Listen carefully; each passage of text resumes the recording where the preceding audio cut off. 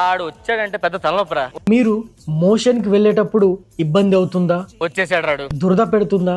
మోషన్లో రక్తం పడుతుందా? నిర్లక్ష్యం చేయకండి, అదైతే పైల్స్ అయ్యే అవకాశం ఉంటుంది. ఈ పైల్స్నే మనము హెమరాయిడ్స్ అని కూడా అంటాం.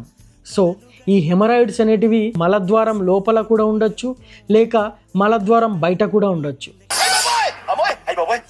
చాలా మంది మలద్వారం దగ్గర చిన్న చిన్న ఉబ్బులు లేదా స్వెల్లింగ్స్ అయితే గుర్తించే అవకాశం ఉంటుంది. వాటిని అయితే ఎక్స్టర్నల్ హెమరాయిడ్స్ అని అంటారు. కొన్ని అయితే లోపల మలద్వారం లోపల ఉంటాయి, వాటిని ఇంటర్నల్ హెమరాయిడ్స్ అంటారు. సో చాలా మంది ఈ హెమరాయిడ్స్ తోటి ఈ మధ్య కాలంలో అయితే బాధపడుతున్నారు.